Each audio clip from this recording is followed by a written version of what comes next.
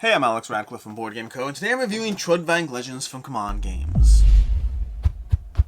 Trudvang Legends is a 1-to-4 player, choose-your-own-adventure, cooperative, bag-building adventure game in which the world remembers everything that's happening. Yes, that's a whole lot of buzzwords, but all of those things are true. It's a cooperative experience. You're playing through this together, win or lose together, and by lose, I don't mean lose. You can't actually lose this game. That doesn't actually bother me. We'll come back to that. You're going to be going through this game. It is an adventure game with a whole lot of narrative. You're going to have this whole giant book full of, well, absolutely all of that across 20 different scenarios, each of them giving you, well, choose an adventure, give it different paragraphs, different pathways you choose, pathways in which you'll be doing skill checks. You'll be, depending on which character you have in play, you might be able to bypass them or have different opportunities in front of you, and there's a whole lot of choose your own adventure. Again, going back to this book, there's anything from go ahead and choose this option or choose that. If you have this, do that. If you don't have this, do that. Move to that page, explore that thing, seek that person out, rescue that person, get that bird's egg, heal your party, a whole bunch of different things happening in this game. And then mechanically speaking, it's a bag building game. Mechanically speaking, you're going to have your bag full of runes, and you're going to be going through the game, drawing bags from the runes in order to place them onto skill cards. We'll go through that more as we go through this, but you're placing them onto a variety of feat cards, not really skill cards, as you try to figure out how to tackle the various enemies in front of you. You'll be going through combat, you'll be going through skill checks, you'll be going through a whole lot in this game as the world revolves around you. Now, before I dive into the actual game, I've reset everything over here to the basic intro stuff so that there are no spoilers, and I will have no spoilers as far as anything that happens in the game, although I will touch upon mechanically what I like, don't like, and how we get through that. And so, let's go through this, rolling it back to the beginning. What goes on over here? Well, in this game, the general idea is you have a quest. You have a quest that you're going on. I don't know if it's called a quest, a story, whatever they are. They're going to be these, I don't even want to show it to them. There's going to be these sheets over here that you have tucked behind here that go into this board, of which you'll slowly be punching out these points as these stories tell you to do so. You'll start the game off, or the very beginning of the game, you'll start off from the actual book itself, from the book of sagas, and then as you go through that first mission, you'll unlock different adventures and side quests you can go on. From there, you get to choose each individual instance of sitting down as choosing a new adventure or a new side quest to go through, at which point you read the specific section of text, which will generally have you placing various encounter tokens on the board. Something is happening in Jonvilt, and you might have to go ahead and deal with it. At the same time, you've also seen rumors of bugbears in the Eastern Darkwoods, and yes, anything I say here is completely made up, because I don't want to spoil anything for you. From there, you have a choice to make as far as what you go ahead and do. The game is going to go through a sequence of phases. The phases start off with 1, 2, 3, 4, 5, 6, and yet when the game begins, you only have to travel, engage, and explore. Additional phases will be unlocked, and they'll be tucked into these little sleeves, which one of the things the game does is both on the main board and on the storyboard and phase board, you have these sleeves that can store things for you so the game can evolve with you. But so initially, starting off the bat, you have the travel, engage, explore phase. Travel, engage, explore. Travel, engage, explore. You start by moving around the board. You choose your characters and move to the regions you want to go to. Then you have an engage phase in which you are either going to fight against the various baddies that may or may not be on the board. Part of that initial setup often does have a bunch of units in different regions that you'll have to go ahead and engage with, and so you have to figure out which units you're going to engage with, which units you're going to go and tackle with, as you have to figure out that Jonvilt has a few forest trolls over there, and we have some Draugr set up in the other regions, and how are you going to wander around the board. In the engage phase, you're either going to fight the enemies in the region with you, or have an event with the people who are not with any enemies in the region. When you're done with the engage phase, and we'll come back to the engage phase shortly, you go ahead to the explore phase, which is where you can interact either with various locations on the board. So we have locations that start off on the board, or alternatively you can interact with various points of interest that may have developed as part of the story.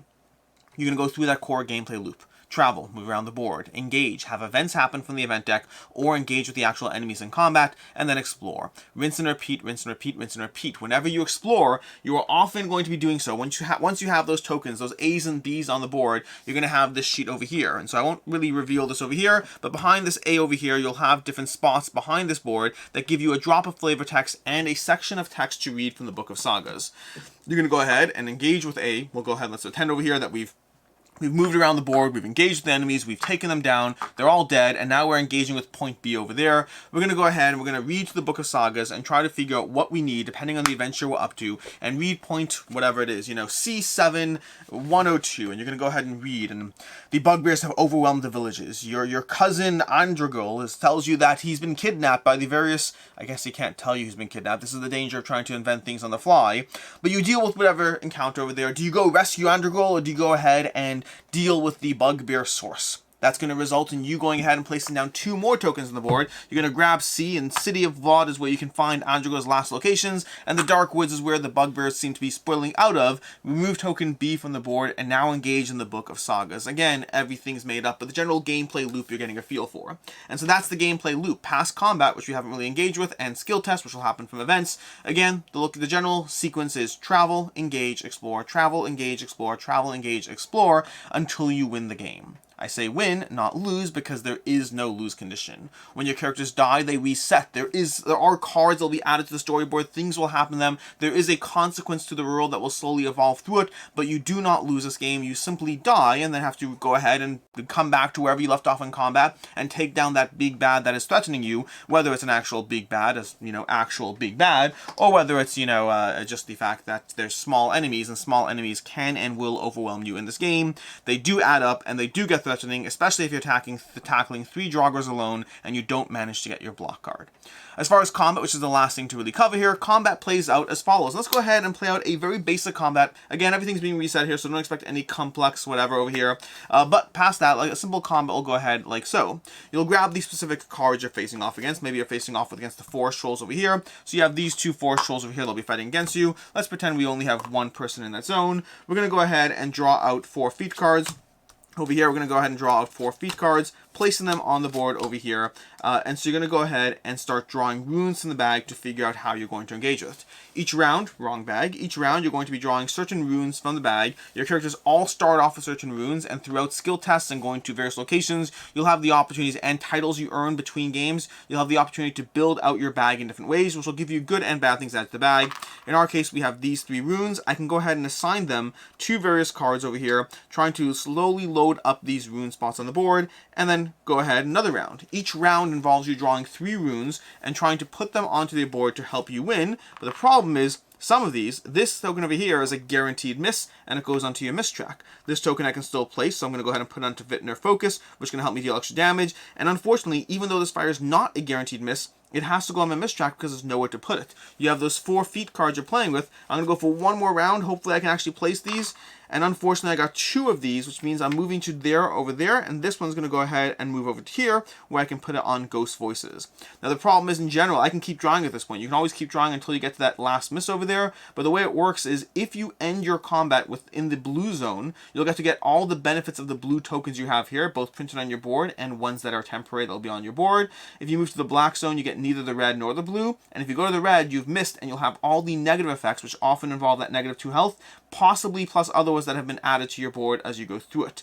And so right about now, I'm going to stop drawing, and I'll go ahead and resolve my cards. When you go through the combat, you're going to resolve some of your cards. That you're not going to resolve any basic attacks unless they're fast. You'll resolve some of your cards. The enemy will resolve their attacks. So again, looking at this card over here, we have 3 health on these enemies, and they deal 2 damage to us, but the 2 damage modified by the enemy attack deck. So right about now, we have the ability to do extra damage over here. We have the ability to gain a token for our board, but we're not actually dealing any damage. Fortunately, we do have an item we can use, but again, they're going to attack first before we do that. So we're going to go ahead and have them attack. They're doing +1 damage, so they're dealing 3 damage to us. We don't currently have our block. Unfortunately, this mud wall over here would have given us 2 block to repel some of that attack, but we didn't actually finish closing it off. So we're going to take the full 3 damage over here, going on 1, 2, 3, and then we can go ahead and take our actions. We're going to use our item to spend 2 over here, 2 of this resource over here, to deal 1 damage twice, and because we have this ability over here, 1 attack deals +2, or we can spend 2 to each of our attacks deal +2, so we're going to spend another 2 to have both of our 1 damage attacks deal 2 damage extra, which means we're now dealing 2 3 damage attacks, which means we can now take out both of these. By the way, strictly speaking, there's 2 of them. I should have drawn 1 more attack and done another damage over there, which would have taken down another 2 health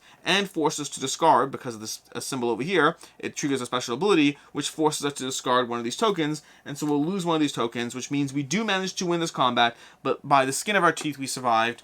We took them both out, we dealt with it, and now we're going to go ahead and reset our bag and put those cards off to the side. We will draw more cards from our feat deck later. That's how combat goes. You're drawing 4 feat cards, you're drawing runes from your bag, you're assigning the 2 runes, trying to hit that perfect win ratio, perfect, ideally getting a perfect strike as opposed to a normal strike, or worse, a miss, which will trigger further health loss, and that is how you play Trudvang Legends. Probably pronounced it incorrectly in the beginning because I have not been saying this correctly. I've been calling it Trudvang Legends when I believe it's Trudvang.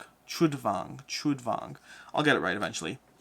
Anyways, that is the game. That's how you play, which means it's time to talk about the review. Let's go ahead into this. And for context, I'm like 5 or 6 games into this so far, between the adventures and the side quests. I have not finished the game. I don't plan on finishing the game, but I do like the game. Let's go ahead and dive into this one. Starting off with ease of play. Rulebook, like most Command rulebooks, if I can find it over here. Like most Command rulebooks, this is a great rulebook. For the most part, fairly clear. I had 1 or 2 questions that I still fully haven't resolved, but I've just been playing through it. But for the most part, it's pretty clear. Lots of examples, lots of text. It's a lot to get through. I find most Command rulebooks do fall into that category. A lot to get through, but they do a great job with examples and have a lot here. So it'll take you a bit, but for the most part, you'll walk away with a pretty clear understanding. Again, I have 1 or 2 small questions that have not stopped me from engaging in the game.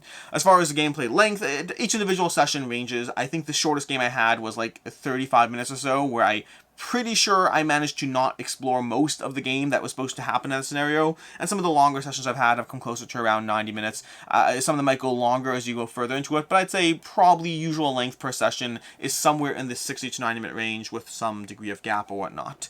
As far as what I like, don't like, and can see others not liking. Starting off the bat, that I like the sleeve system they have in play. The general sleeve system where you're tucking things into sleeves, for the most part, I like that. I say for the most part because production-wise, I have like 1 or 2 sleeves that have managed to stick to the board in some way and have some residue on them. Residue that I'm pretty sure is the board, like art, like pulling to the sleeve. That part's not great. But past that, the general concept of the system, the general concept of having a board that remembers the story and manages to pack up and play in between sessions, that part's great. The storyboard, the phases that are slowly evolving, having all this just slowly evolve with you in a way that is easy to track and manage. I love the sleeving system over here. And the bag building in general, as well as the feats. That's a fun little system that has you drawing the tokens from your bag in order to go ahead and place them on the feats and trying to figure out which feats do you want to prioritize. And that decision space gets better when you're having more characters in combat. I find it is not nearly as interesting as far as a 1 versus 1 combat, but when you have a bunch of characters, a bunch of your teammates in combat together, there's more decision space around the fact that I'll go ahead and I'll try to be aggressive and take them out. You'll go ahead and add some healing to me. You'll go ahead and try to negate the enemy ability. You'll have more interesting decision space when you have more characters involved in a single combat,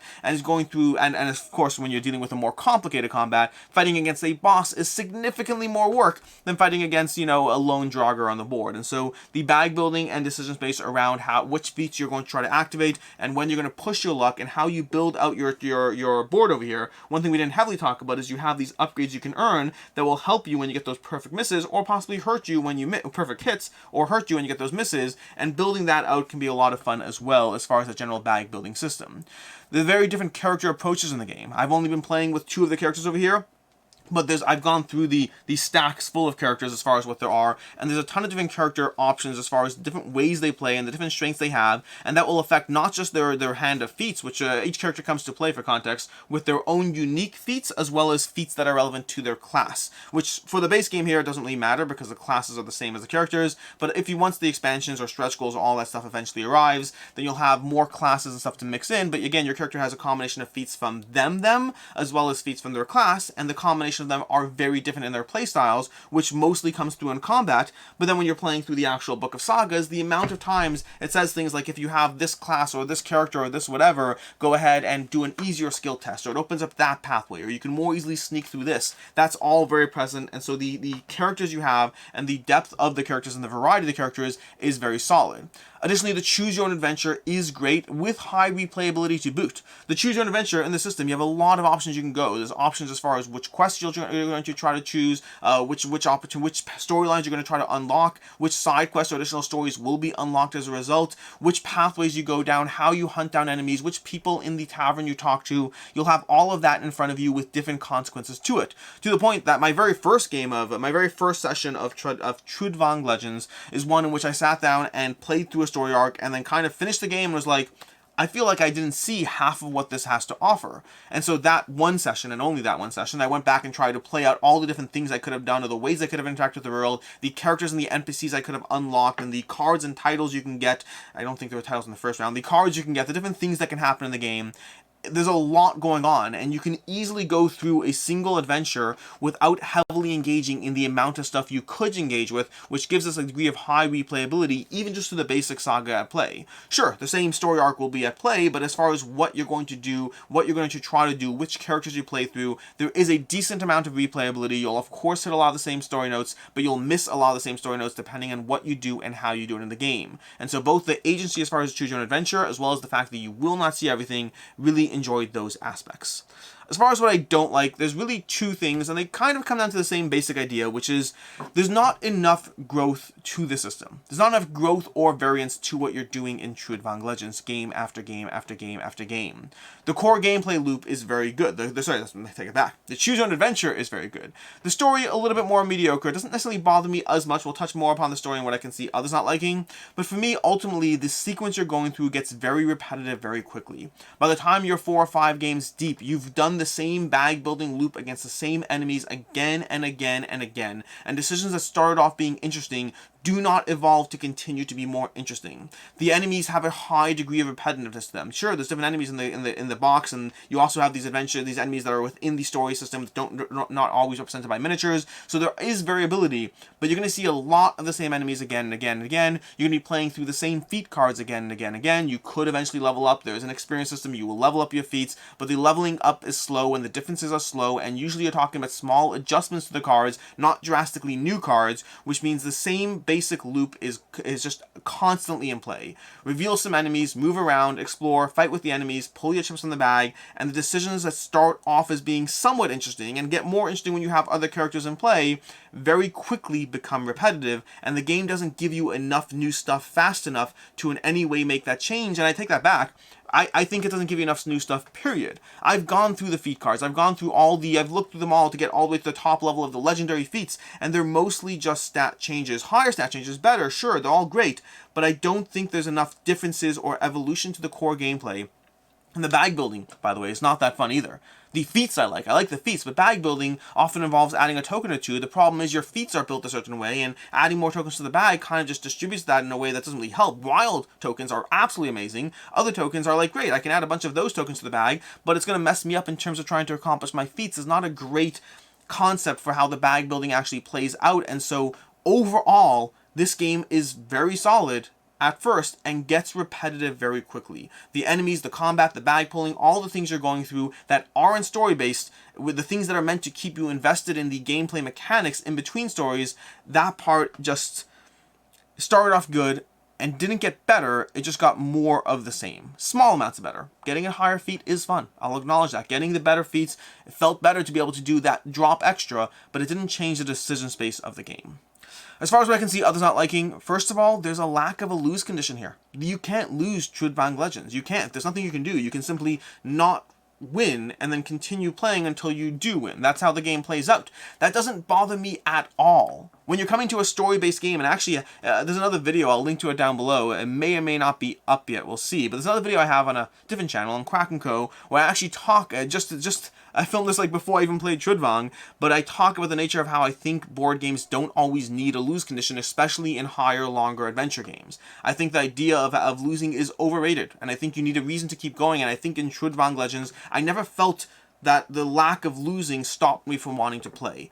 Lack of losing could be a big deal, but in many cases it's not. It doesn't actually bother me, but it might bother you. Understand, you cannot lose this game. You just keep playing, trying to get better, and eventually you'll win. And how fast you win and all that stuff, that's a different conversation. The rule does have consequences to you losing, but they're minimal consequences. They're things that happen in the background. I haven't seen drastic consequences to those yet. So understand, you can't lose this game.